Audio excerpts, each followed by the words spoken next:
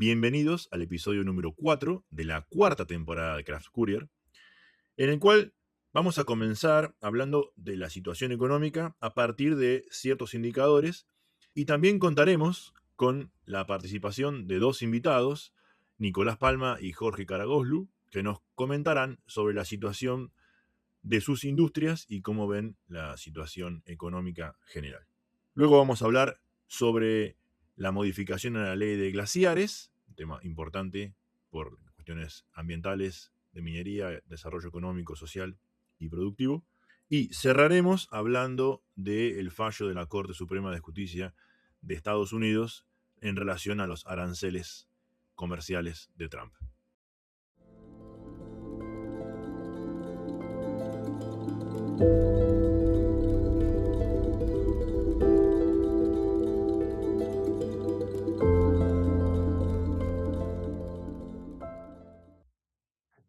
Hola Agustín, ¿cómo andás? Hola, Milan, ¿todo bien? ¿Y vos? Bien, bien, muy bien. Bueno, me alegro. Estamos 27 de febrero, prácticamente terminando el mes, justo el mismo día en el cual se está tratando el proyecto de modernización laboral en el Senado. Suponemos que va a salir sin mayores problemas y que luego el Ejecutivo la va a promulgar. Dicho sea de paso, en el futuro vamos a hablar al respecto de este proyecto, de sus implicancias, consecuencias, e incluso vamos a hacer comparaciones con otros sistemas, tanto de la región como a nivel mundial. Sí, sí, como hacemos siempre, esperando a que salga el texto definitivo de la ley y opinar sobre eso. Hoy vamos a hablar en cambio de la situación económica, con algunos datos, con datos de Ditela y otros del INDEC y del Ministerio de Economía, y también contamos con la participación de dos empresarios pymes que luego los vamos a presentar y que van a contar un poco la situación de la industria en general y en particular en el caso de ellos, a raíz de unas preguntas que le hemos enviado. Arranquemos con el índice de confianza del consumidor que elabora la Universidad de Itela todos los meses, que da una muy buena imagen de cómo está la situación, de la percepción de la gente respecto de la economía. El índice de confianza al consumidor en febrero del 2026 se ubicó en 44 puntos. Recordemos que cuanto más cerca de cero está, peor es la situación. En febrero del 2025 estaba en 47 puntos y en enero 46,57.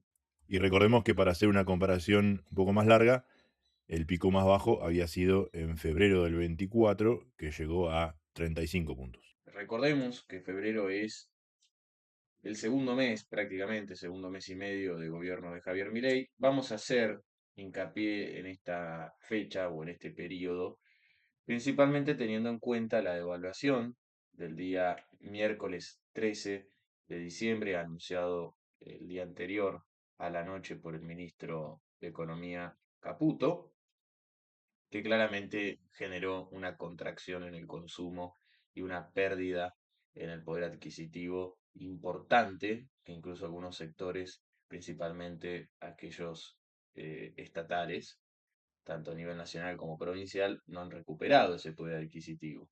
También es interesante analizar la desagregación que hace Ditela respecto a, por ejemplo, qué es lo que más afecta hoy, si es la situación personal, si es la situación macroeconómica, y comparado al mes anterior, es decir, a enero, lo que está afectando más es la situación personal e incluso de las personas con ingresos altos en comparación de aquellas personas con ingresos bajos.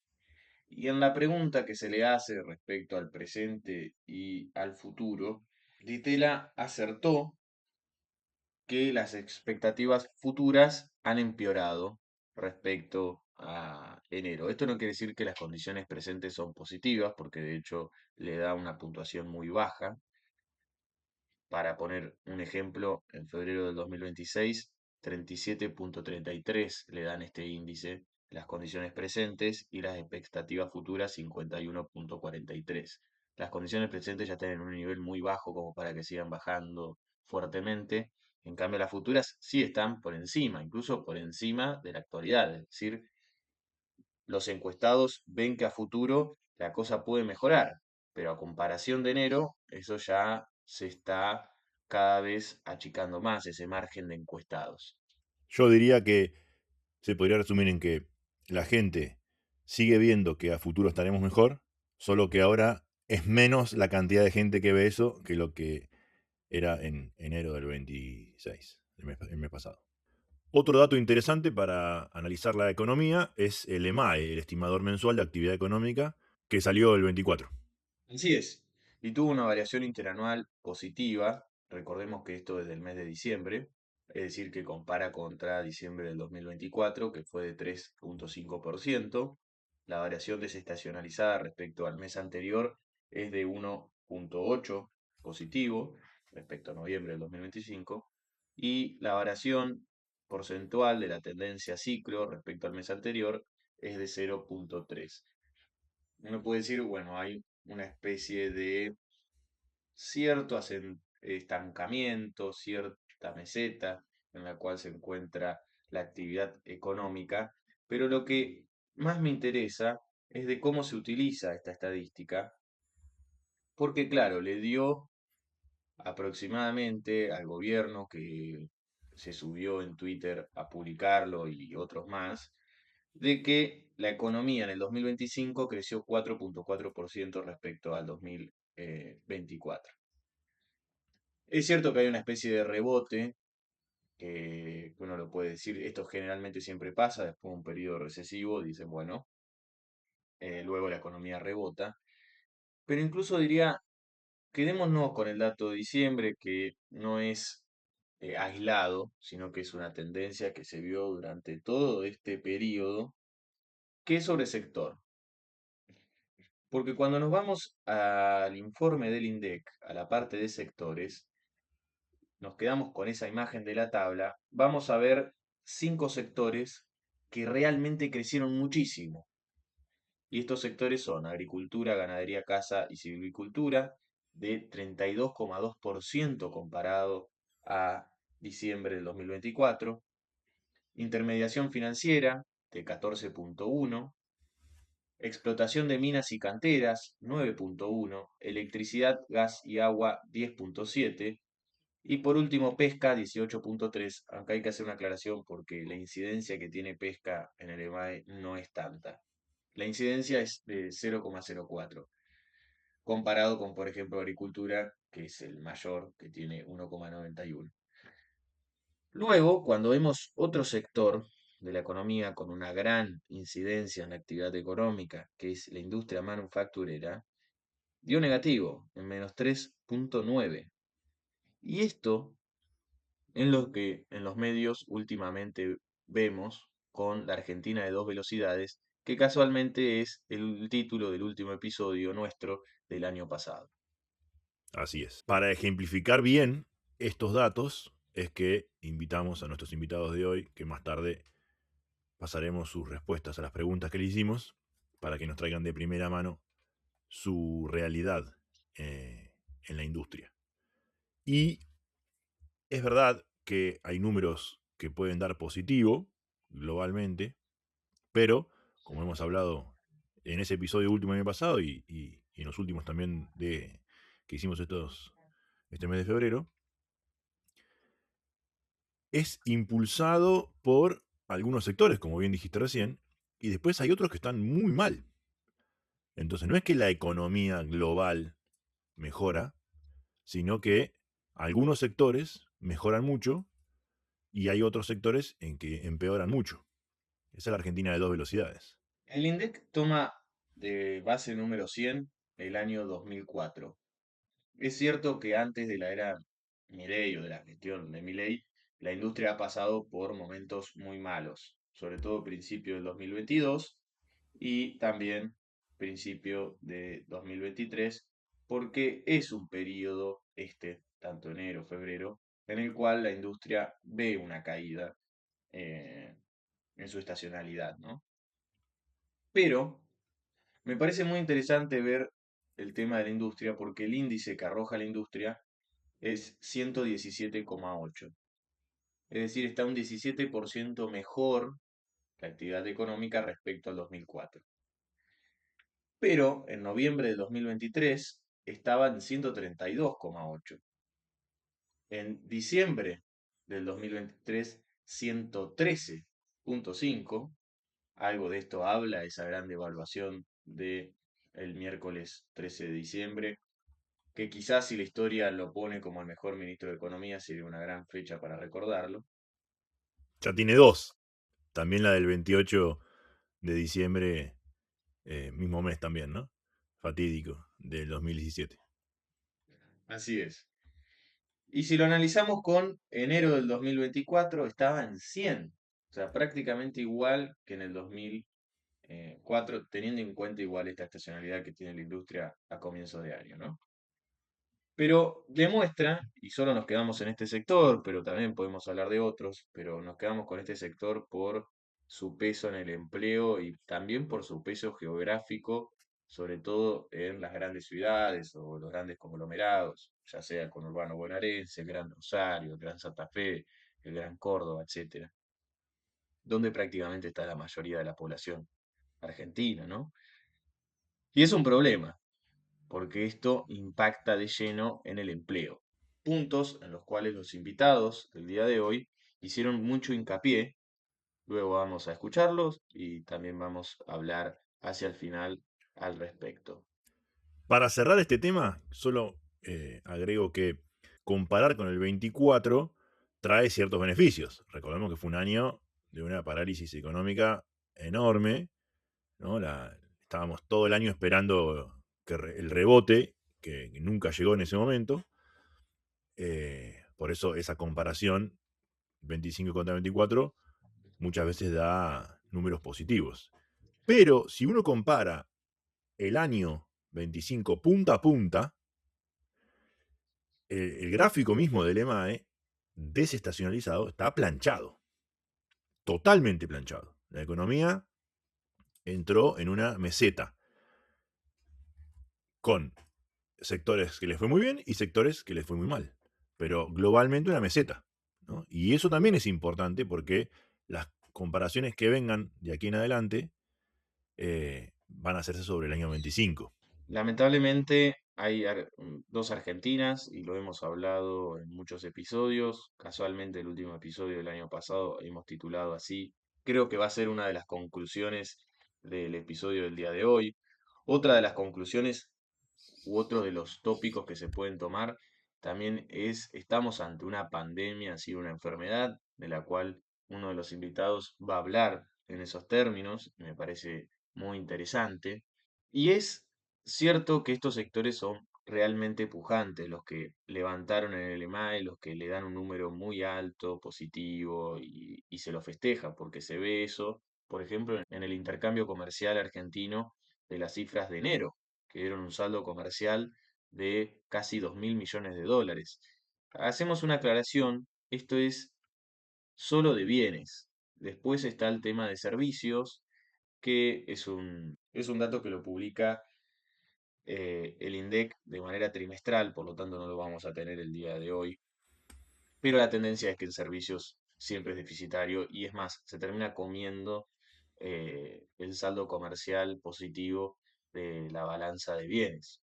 Y creo que también es otra característica de la Argentina de dos velocidades, porque exportamos bienes y nos va muy bien, pero en cuanto a servicios nos está yendo muy mal y como decís, al final el neto es negativo. Si tenemos en cuenta las exportaciones de enero, que fueron de 7.000 millones, tuvo una variación interanual positiva de 19 puntos, y las importaciones tuvieron una caída casi del 12% a comparación de enero del 2025 y terminaron en 5.000 millones de dólares. La caída más importante respecto a importaciones son los bienes intermedios y los bienes de capital, siendo los bienes intermedios el impulso de la industria nacional, que es muy dependiente también de las importaciones. Voy a comentar algo que es muy anecdótico. Eh, no hace mucho he buscado una empresa que sacó hace muy poco, hará unos meses o un año, una mayonesa en el mercado argentino. Y me pareció muy interesante, entonces busqué la empresa y hay datos en internet respecto a las exportaciones y a las importaciones. Es increíble lo que esta empresa declaró de importaciones para producir esa mayonesa, que la materia prima en sí es nacional, pero necesita un montón de productos importados para lograr ese producto. Y estamos hablando de un producto alimenticio, ni hablar de otros bienes que requieren mayores productos importados, que son mayor demandante de importaciones. Y por eso es muy interesante ver importaciones como tal, porque cuando las importaciones bajan en Argentina, significa que justamente la industria no estaría traccionando, que es lo que está pasando el día de hoy. Y para sumar a este amesetamiento que tiene la actividad económica, vale la pena traer el dato de la recaudación nacional que en su variación interanual viene cayendo mes a mes, ininterrumpidamente desde aquel pico gigantesco que tuvo en mayo del 24, producto de la devaluación de unos meses anteriores que había tenido, que bien mencionaste, la devaluación de Caputo. Viene decayendo la recaudación sostenidamente y en el último tiempo aún más. Y eso es muestra del parate de la economía, claramente, porque ¿quiénes son los que aportan a la recaudación? Los que producen, los que venden, los que comercian, los que intercambian. Básicamente, la economía en general. Como vos bien has hecho mención, esta caída en la recaudación nacional explica este estancamiento en ciertos sectores de la economía, como por ejemplo el comercio, que es uno de los cuales el Estado Nacional recauda más fácil por medio del IVA. Claro. Incluso en Estados Unidos es parte del indicador de la recesión de la economía. Es uno de los indicadores para determinar si la economía entra en recesión o no. La baja en la recaudación. Tal cual. Todas estas son estadísticas, son números. Los números hay varias formas de leerlo. Nosotros intentamos de tomar esa estadística y encontrarle cierta coherencia y cierta explicación, como bien dijimos, respecto a Alemania, separarlo por sectores, ver cuáles son los que crecen y cuáles los que no. También nos parece interesante, como habíamos dicho al comienzo de este episodio, traer dos declaraciones de dos empresarios argentinos, de pymes. Ahora Milan va a contar bien a qué se dedica cada uno y quién es cada uno, que nos van a contar su realidad y cómo ven la realidad del país.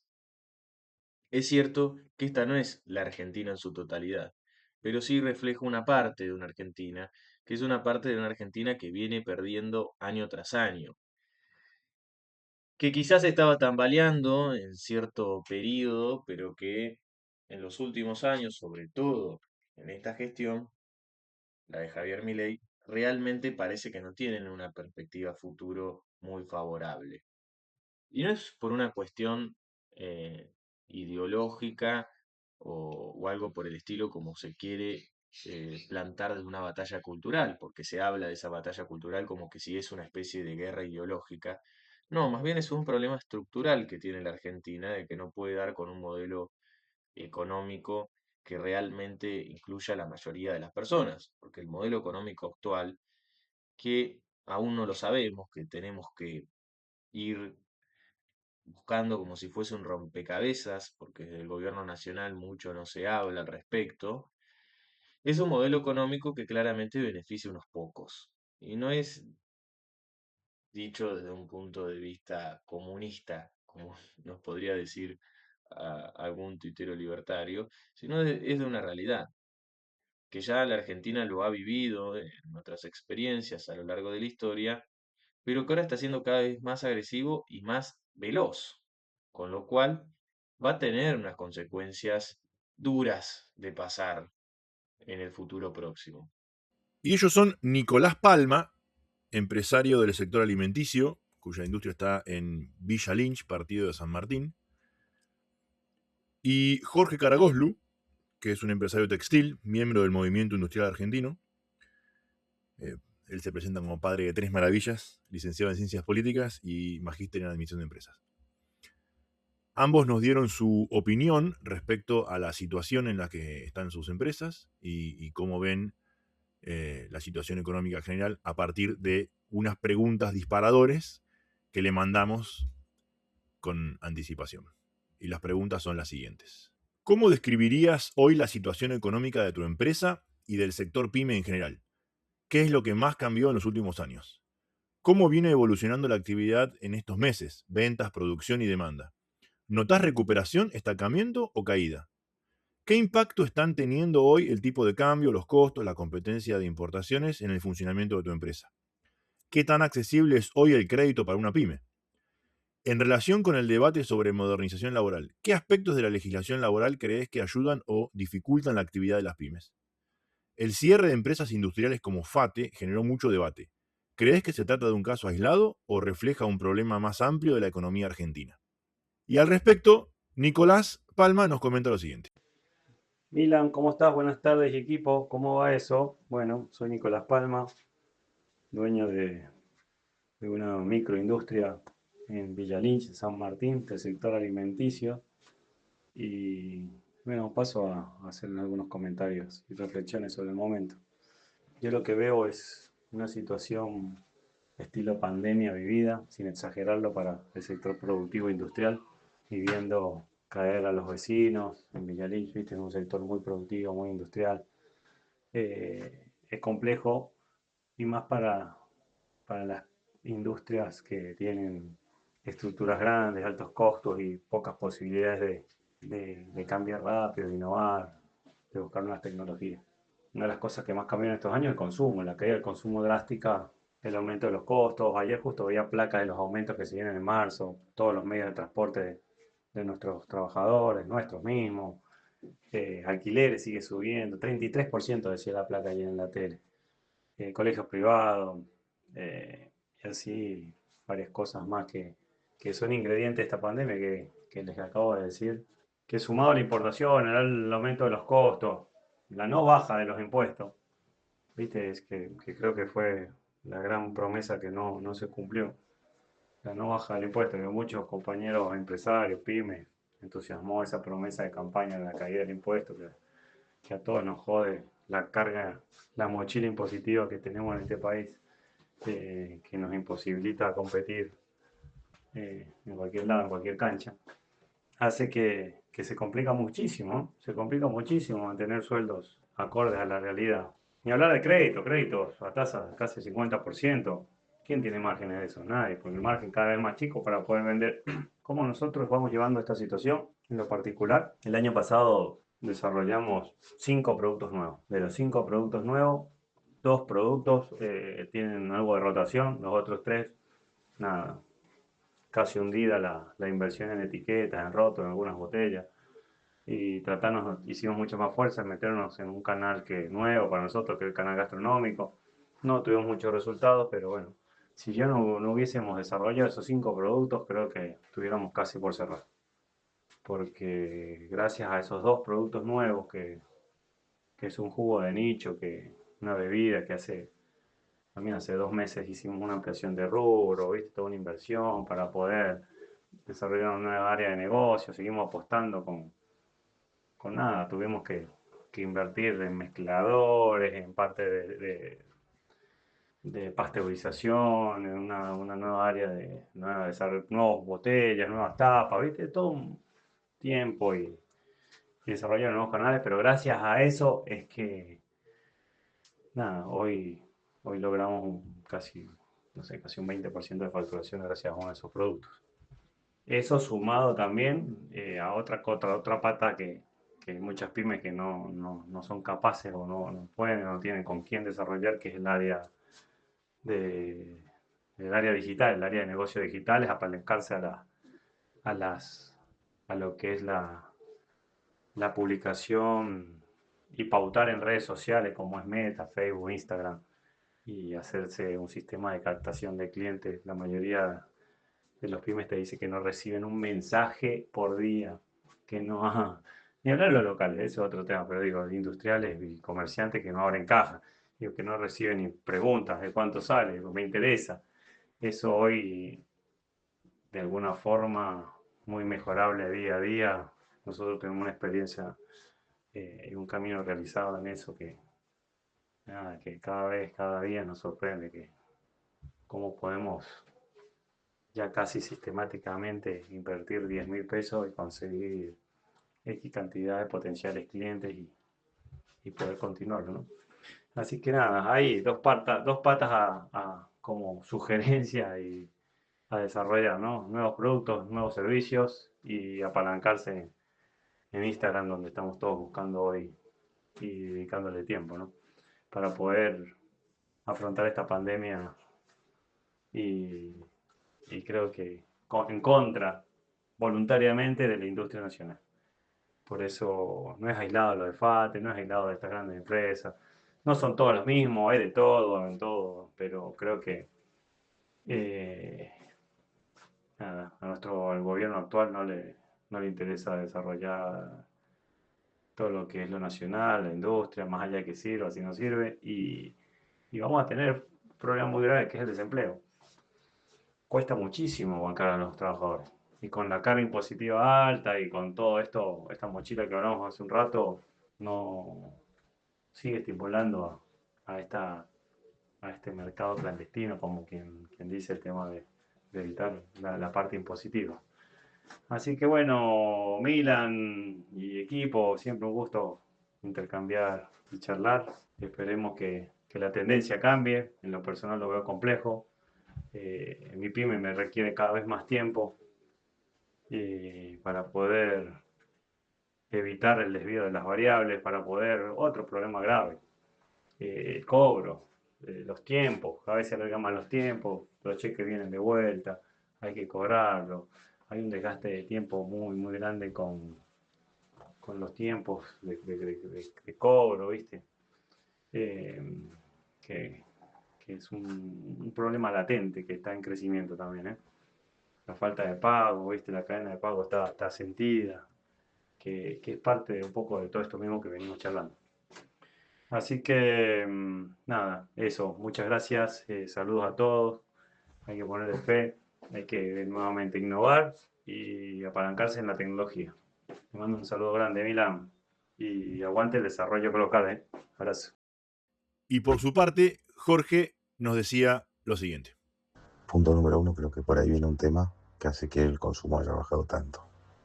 Que la gente esté pendiente de pagar sus cuentas y a pesar de querer pagar sus cuentas todavía hoy se percibe una morosidad, inclusive la gente tiene la crisis de ver que no puede pagar las tarjetas de crédito, no le alcanza la plata.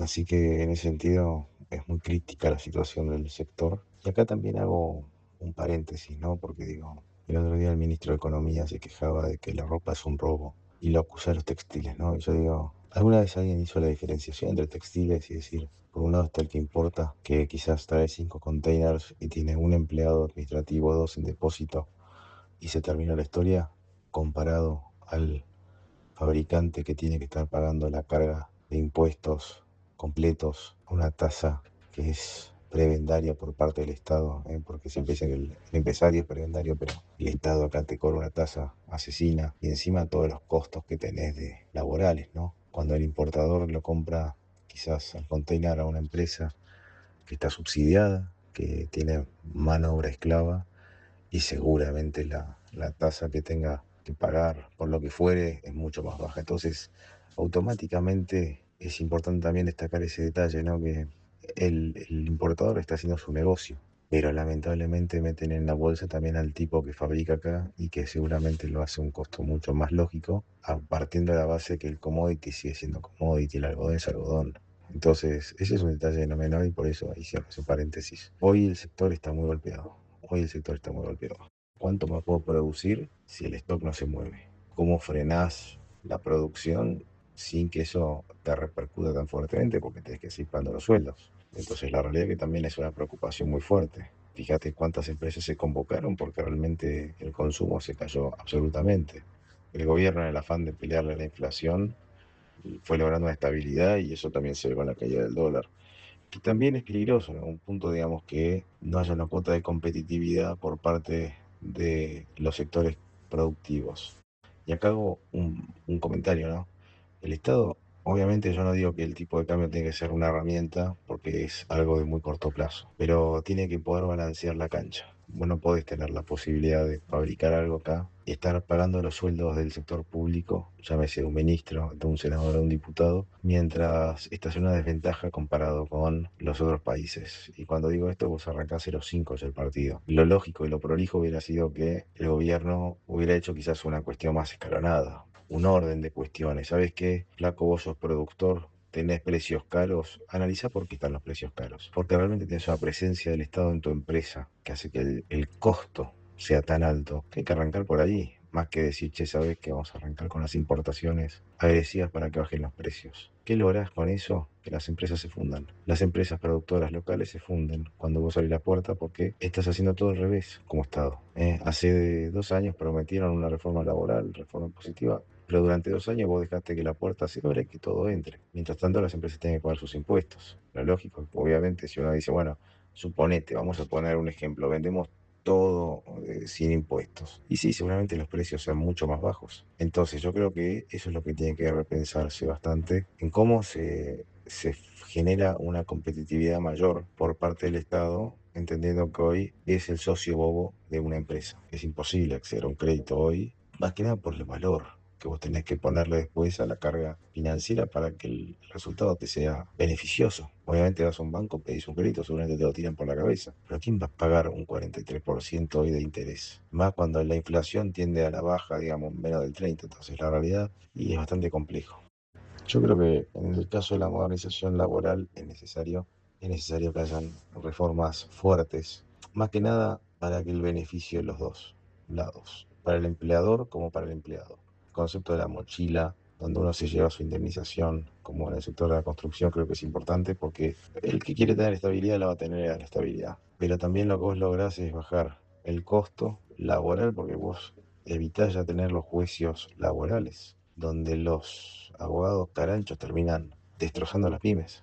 Si una pyme se equivoca, digamos, en su estrategia, si no puede despedir a la gente, se ve obligada a cerrar. Y eso en países como Estados Unidos, pues te das cuenta que te reestructurás para poder volver a ponerte de pie. Ahora, en la lógica de la indemnización, el empleado no tiene que estar preocupándose constantemente si está laburando en una situación donde no se siente cómodo de tener que quedarse por una cuestión de cobrar la indemnización, sino que directamente dice, ¿sabes qué? Me llevo mi paquete indemnizatorio a otro lugar. Yo creo que eso también hace que el tipo tenga más libertad de elección y trabajar en el lugar donde se sienta más cómodo. Y eso creo que a la larga tiene que ser muy beneficioso. Mismo, los sindicatos, el hecho de poder elegir si quieres participar o no, pero el hecho que también puedas tener la posibilidad de que un empleado pueda elegir dónde quiere estar. Que las empresas puedan contratar más. Porque hoy, ¿qué empresa quiere contratar con todas las posibilidades de consecuencias negativas que puedes tener? Entonces también los sindicatos perdieron muchos adherentes dentro de la lógica de que nadie quiere tomar. Por eso también es importante una reforma, una modernización,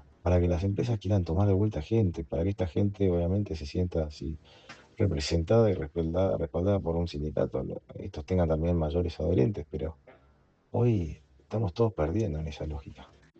En el caso de FATE, yo creo que, como muchas empresas están tambaleando, yo creo que es una realidad lo que afecta a Argentina. Ahora, sin lugar a dudas, cualquier cuestión que está vinculada al proteccionismo es malo. En tanto y cuanto que esto también aplica obviamente a los otros países, porque obviamente uno lo piensa en el caso chino, lo piensa en el caso europeo, las medidas de protección las aplican. O sea, el viva el free market es zaraza, biribiri, porque la realidad es que cuando vos te pones a pensar, che, vamos a exportarle a China, anda a exportarle a China. Cuando vos querés exportarle a la Unión Europea, fíjate si después de meterte un álbum enorme de reglamentos podés llegar a meter el producto.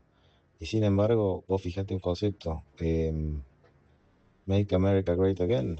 Trump está protegiendo a sus empresas con los aranceles que encima ahora fueron rechazados por juez. Ahora, el tipo está apuntando a poner de vuelta a América, dándole valor a sus empresas. Acá estamos haciendo totalmente lo opuesto. Y yo entiendo que si vos decís, che, pero esta empresa es monopólica, y durante años fue monopólica, hasta tuvo leyes, digamos, que le hicieron que fuera monopolio. Y bueno, yo te entiendo. Hay que lograr entonces tener mayor cuota de competitividad ahí. En el caso de la industria textil, donde tenemos más de 5.000 empresas, la verdad que no es que hay una protección, y menos que menos si vos analizás una simple cuestión. Si una remera en China o en Vietnam sale $5 o $10, puedes seguir para hacer un número más exacto. Y vos decís, paga 35% o 40% de arancel. Ahora esa pilcha que sale 13, 50, 14 puesto acá, y de repente se vende a 40, 50. ¿Dónde tiene la diferencia de protección en el arancel? ¿Y por qué, digamos, de 13,50 pasa a 40? No se analiza la cuestión de lo que decía anteriormente, el estado bobo presente que te estafa en la empresa y por la cual vos laburás. Entonces, cuando un ministro de Economía sale a decir que todo es un robo, yo creo que tiene que ser un poquito más ubicado en entender que, de vuelta, como hacía la diferencia, ¿no? Por un lado tenés al importador y por el otro lado tenés al fabricante. No puedes meter a todos en la misma bolsa. Mientras no se usen las formas adecuadas de igualar la cancha, muy difícil que la ecuación cambie y que no hayan más FATs. Ahora diremos, bueno, FAT era monopolio. Mirá, vos ibas a cualquier lugar y comprabas neumáticos de otras marcas que eran importadas. Quizás en un caso como Techint es más difícil y en un FATE la importación estaba permitida. Ahora, de repente sí hay que analizar los distintos casos uno por uno y decir, bueno, esto realmente tenía un exceso de protección y vos decís, bueno, por 1.000 empleados en 45 millones de personas, quizás hay que rever si tiene sentido todo lo que se le estaba haciendo por esa fábrica. También siendo un caso complejo, pero obviamente uno no puede estar a favor de una protección que vaya en desmedro, digamos, de toda la población. Lo que uno tiene que tratar de buscar es el equilibrio. Yo creo que en algún punto hay que ser coherente, digamos, con las políticas. La apertura tiene que darse, pero siempre con la lógica de entender que si no se hacen las cosas de forma ordenada, dando la posibilidad a los industriales locales para que puedan competir de igual a igual, y cualquier tipo de apertura indiscriminada va a ser fulminante. Agradecemos a Nicolás y a Jorge por sus testimonios. Creo que han sido contundentes, muestran una realidad de la industria en diferentes sectores, que también son la misma realidad que muestran los números, ¿no? Pero esto en primera persona. Y creo que es atendible los puntos que presentan. Es atendible porque detrás de ellos hay empleados, hay familias, y también es el tema que tocamos en el episodio anterior, ¿no? La cantidad de empresas que han cerrado en el último tiempo y que han cerrado en la última década también, porque no es un problema solo de este gobierno, sino es un problema argentino, ¿no? Mencionábamos en el episodio anterior de las 50.000 empresas menos que hay en los últimos 10 años. Sí, creo que para tratar de hacer una síntesis de los dos audios, porque fui anotando más o menos lo que hablaron entre los dos, escuché una caída en el consumo, gastos fijos, importaciones, impuestos, cadenas de pago, sindicatos, y un poco de todo eso fuimos hablando a lo largo de todo este periodo en Craft Courier, en aquellos episodios donde nos centramos en la parte económica, y todo apunta más o menos a lo mismo, ¿no? A una industria nacional que está perdiendo fuertemente mercado. Y esto es lo importante, porque primero hay una dificultad, como lo comentaba Jorge, de abrir mercados en el mundo. Él mencionó el caso chino, la Unión Europea, también puede ser Estados Unidos. Y ahí el gobierno nacional puede tener una cierta gimnasia de empezar a ayudar a abrir mercados en esos acuerdos bilaterales que firma y que este gobierno incluso ha firmado. Pero con la cancha, como mencionaron los dos, claramente esos productos no pueden salir a competir, lamentablemente, o no pueden aprovechar esos mercados de afuera. Y por otro, tiene un problema interno también, porque está perdiendo este mercado, el mercado argentino, el mercado nacional, dándole lugar a otras mercaderías extranjeras. Y yo sé que esto puede tocar una fibra sensible porque ha habido a lo largo de la historia argentina ciertos títulos como comprar productos importados a aquellos que nos compran y no tener un déficit comercial, aunque eso es imposible, está más que claro. También hubo otros como proteger a la industria nacional y cerrar la economía argentina y que también vimos esas consecuencias que trae a lo largo del tiempo. Y parece como que Argentina entró en una cápsula del tiempo que la realidad lo iba a llevar a una situación como esta y que a lo largo de los años no supimos aprovechar las oportunidades como otros países de la región sí la han aprovechado, que creo que es lo que más vale la pena compararnos, ¿no? Con los países de la región que más o menos tienen características similares. Y algo presente en los dos ejemplos ratifica lo que venimos diciendo nosotros desde hace mucho tiempo, que el resultado de este modelo va a ser el de una desocupación creciente y probablemente en algún momento alta por la destrucción de los puestos de trabajo locales. Vos hablabas del mercado interno. El mercado interno es uno de los elementos que siempre dijimos que el Estado debería impulsar como parte de la creación de las oportunidades para que luego el privado se desarrolle, ¿no? Un mercado interno fuerte permite a las empresas vender, generar una base y después salir al mercado externo fortalecidos.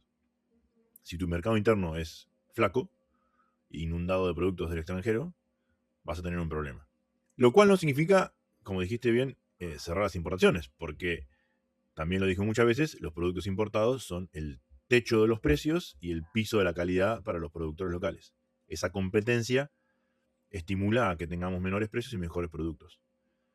El problema es como cuando los dos invitados expresan muy bien, la cancha está totalmente desnivelada, ahí empezás a tener serios problemas que van a terminar con una desocupación alta. La transición de la cual hablamos en el episodio pasado es un tema no menor.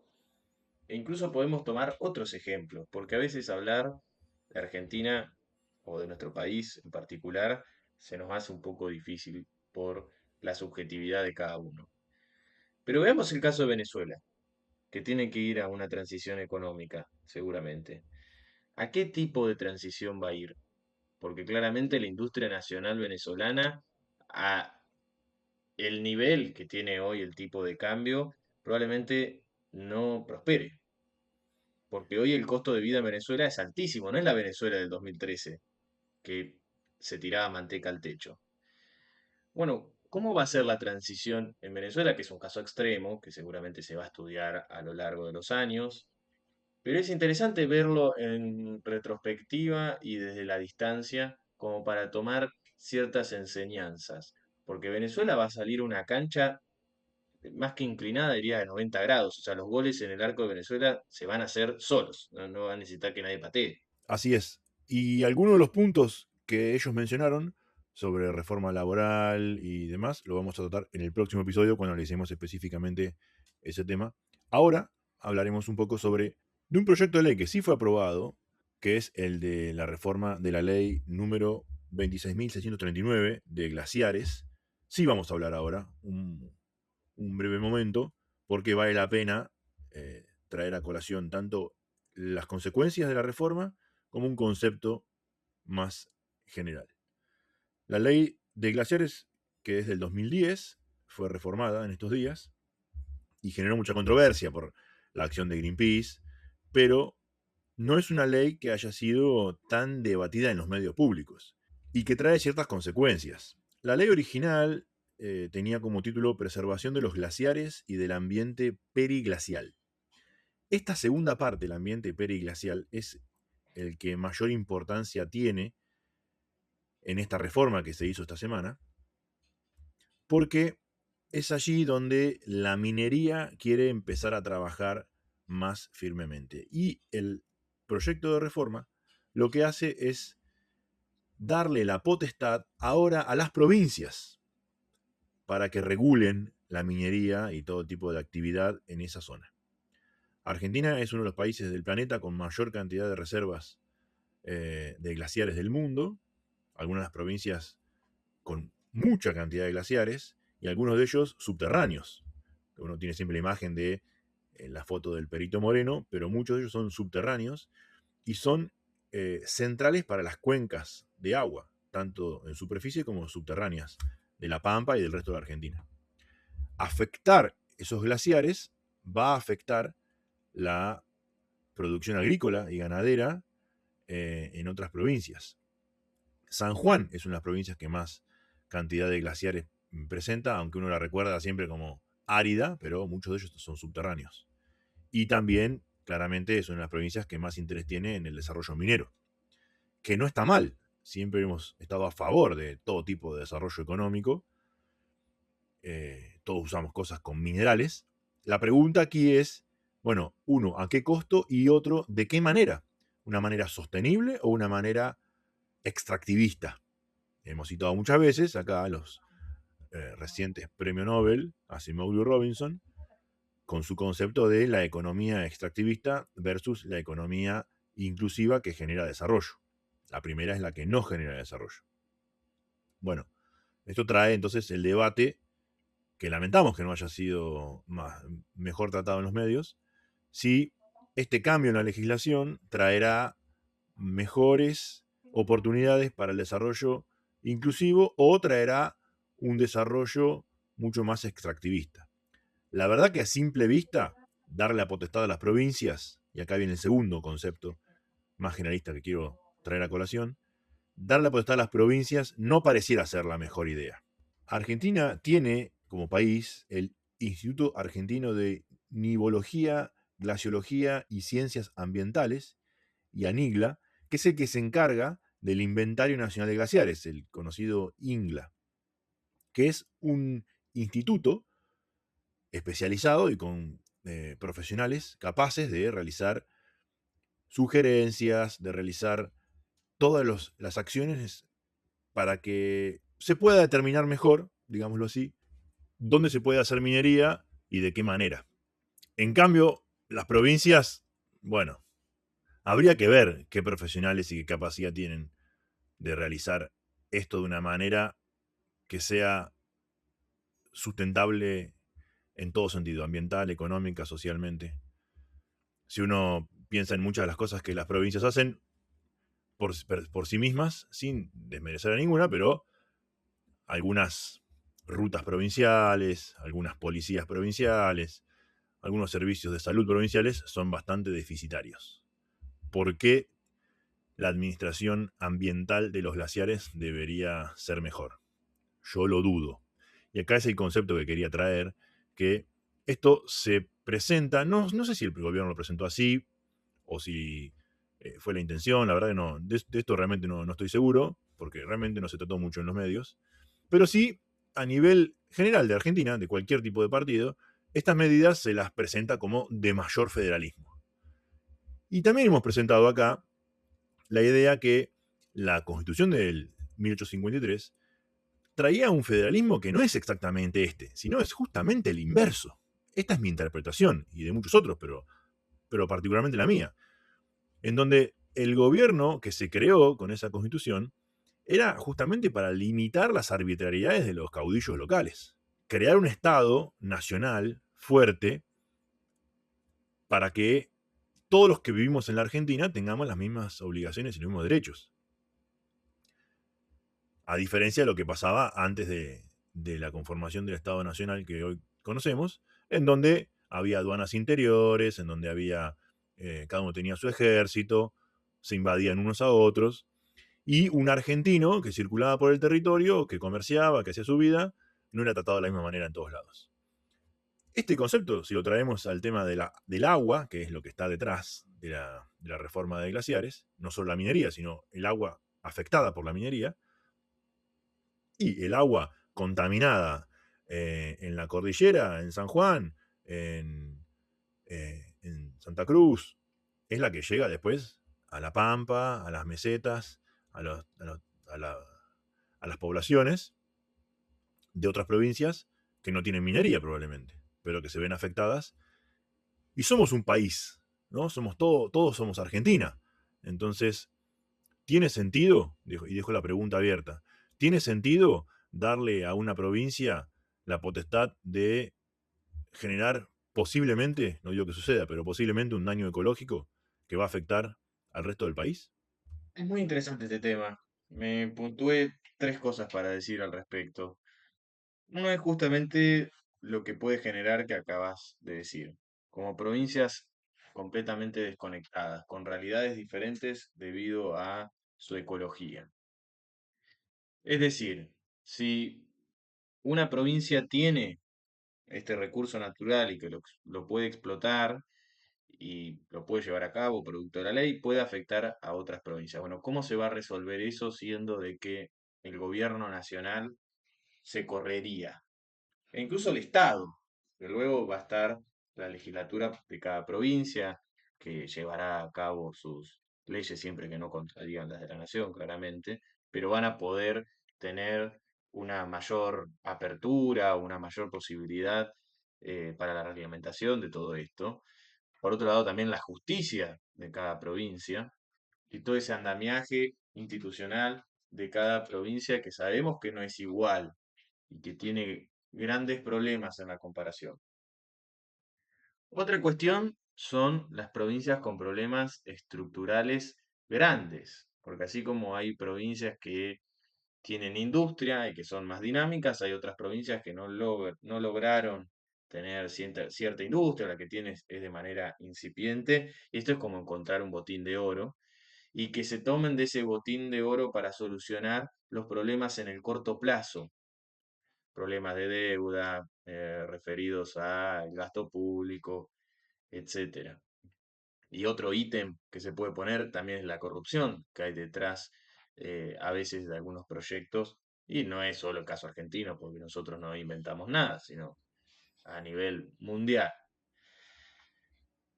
Otro tema es la burocracia que hay en las provincias, que también lo has mencionado. Argentina tiene un gran déficit entre la burocracia nacional o de la administración pública nacional, que puede ser que esté preparada y que compita palo a palo con las administraciones nacionales de países de la región, pero claramente el de las provincias deja mucho que desear.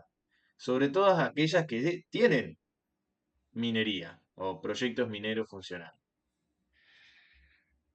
Bueno, vamos a ver cuál es el resultado de esto a lo largo de los años. Me parece muy interesante que lo traigamos justamente porque se ha discutido poco en la opinión pública, como bien ha mencionado. Diputados lo trató en las sesiones extraordinarias de diciembre. Durante todo enero pasó sin pena ni gloria.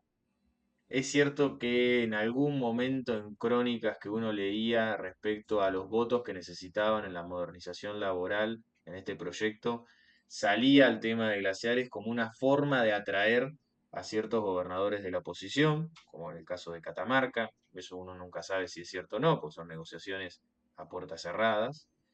Pero sí, no se ha discutido y es interesante hablarlo, y sobre todo tomando estos ítems, hablando de, bueno, discutamos la burocracia provincial y que las provincias mejoren en ese aspecto, cómo se toman las provincias estas posibilidades, esas oportunidades extractivas, teniendo en cuenta que son proyectos que pueden dar trabajo en el corto plazo, pero que una vez que eso esté ya prácticamente instalado, luego está totalmente robotizado y la mano de obra que emplean es prácticamente nula. Y también la cuestión del federalismo. Me parece que son algunos aspectos que salen de este proyecto de ley, ya ley, bueno, falta que el Ejecutivo la promulgue, que será interesante verlo a futuro, que obviamente va a traer muchísimas oportunidades y las arcas provinciales de estas que hemos hablado se van a ver beneficiadas, pero también van a generar problemas a futuro a nivel federal y probablemente a nivel local también. Y para cerrar el episodio de hoy, vamos a tratar un tema internacional que uno de nuestros invitados tocó justamente en su locución, que es el fallo de la Corte Suprema de Justicia de Estados Unidos respecto de los aranceles que Trump había impuesto al comercio exterior de su país. Y es importante porque trae repercusiones a nivel global en el comercio internacional. Recordemos que el pasado 2 de abril, ya casi un año, Donald Trump anunció el Día de la Liberación Nacional, ¿no? Que fue esos impuestos a todo el mundo e incluso a países que eran insólitos. Recuerdo que se discutió muchísimo cuál fue la fórmula aplicada y realmente fue alguien que estaba aburrido y dijo, bueno, este 30, este 40, este 50, este 20. ¿Cómo te gusta este país? Bueno, a este le pones tanto y así. Realmente no hubo una racionalidad detrás de eso. Luego hubo empresas estadounidenses que dependen mucho de las importaciones que empezaron a judicializar el tema y una de ellas fue Learning Resource, que es la que termina llegando en el fallo de la Corte Suprema, que es Learning Resource versus Trump, ¿no?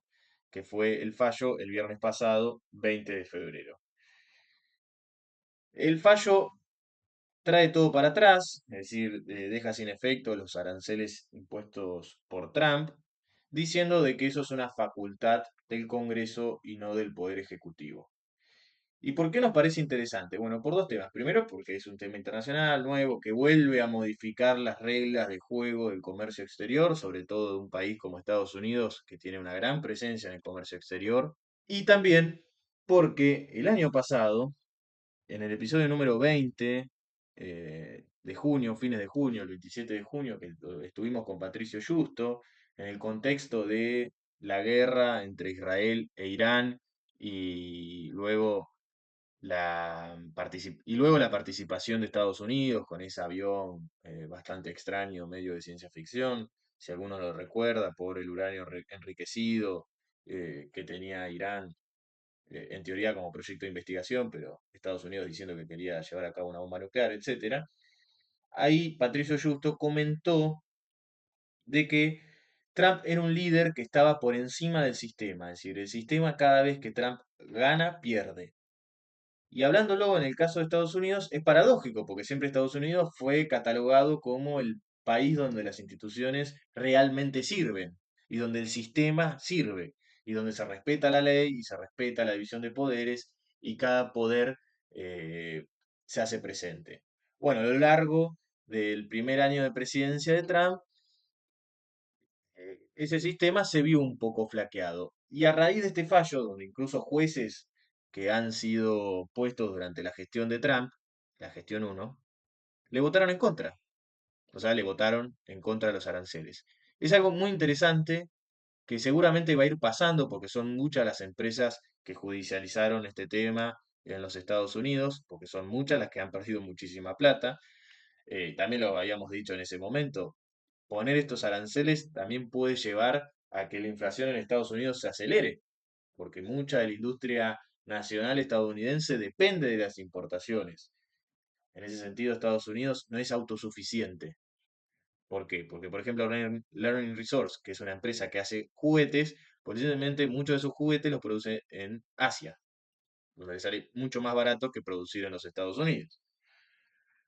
Bueno, vamos a ver si el sistema estadounidense logra ponerle ciertos límites a Trump, y no a Trump como una cuestión particular de tener una fijación con Trump, sino justamente con estos líderes que ponen en jaque al sistema y que intentan pasar un poco los límites. Y hago una aclaración, porque muchas veces se lo ve a Milei como eso, y hasta ahora Milei ha estado dentro de los límites. En lo estético no, pues el Congreso es un nido de ratas y todas esas cuestiones, en lo retórico.